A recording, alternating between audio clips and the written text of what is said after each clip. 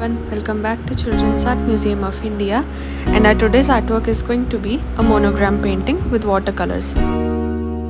Make sure you have the mentioned art supplies with you before we start the painting.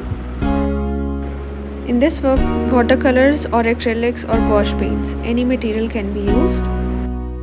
I personally prefer using watercolors for these kind of paintings where I have to make tiny flowers, tiny petals and tiny leaves. Make this beautiful painting for yourself or for a loved one. You can write their name, initial or yours. These paintings can range from simple and elegant to highly complex and abstract, depending on individual style and intent. Clearly state the letters which are present. There can be multiple letters, there can be uppercase letters, lowercase or mix. They can be stylized or traditional or even cursive. When we come to arrangement, the letters position is very much related to how your painting is going to turn out. Are they overlapping or intertwined? Side by side, stacked, or maybe arranged in a fun way? That is totally depending upon you, how you want to do that. That's why we are starting with a very simple letter placed in middle and in a very simple font. My idea is to keep the floral painting colorful, give it a spring vibe. You can opt for your choice of color theme. You can keep earthy notes or you can make it more vibrant.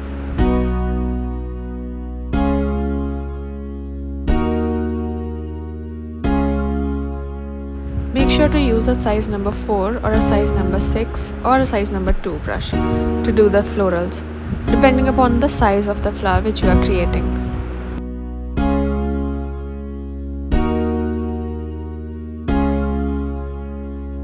Here the colors which I am using are all complementary and contrasting to each other. They are not muted, instead they create vibrance in a painting. This brings me to my next point. What feeling or mood do the colors evoke? The kind of colors you use, that kind of mood and vibe your painting is going to create.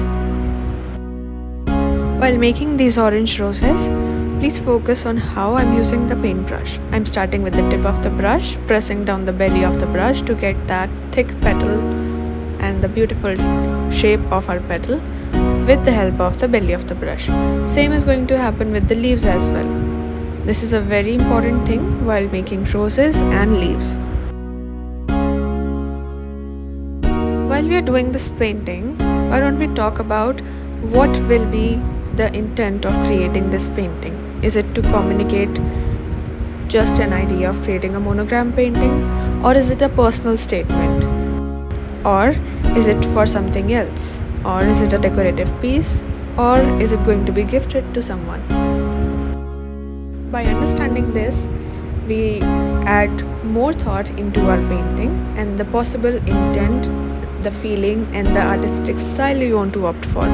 It can go from minimalist to abstract to decorative to contemporary and much more.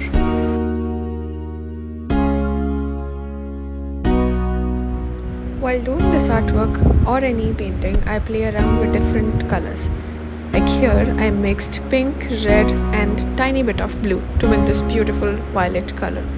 Because everything was very vibrant and I wanted some dark color to be added into this painting.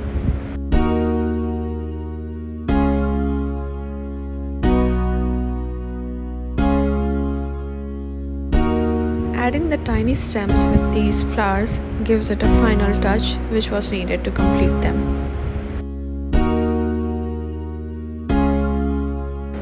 With this lavender color you can also make lavender flowers, but I opted for these tiny buds of the flower.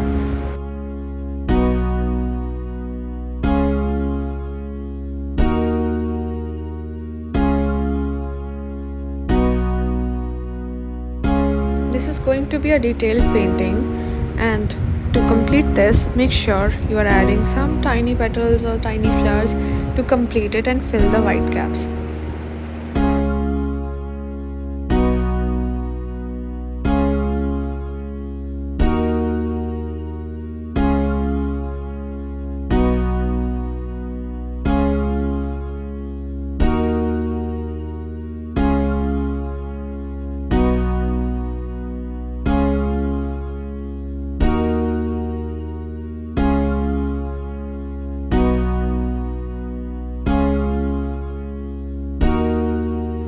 The last step will be to add tiny flower buds, which will give this painting a complete look, but not just yet. There is one more step left.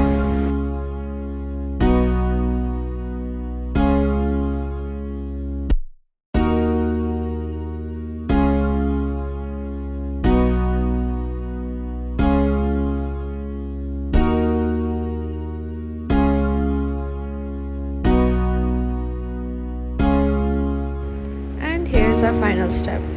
Use a waterproof black marker or use a black paint to fill in the letter. It's totally up to you.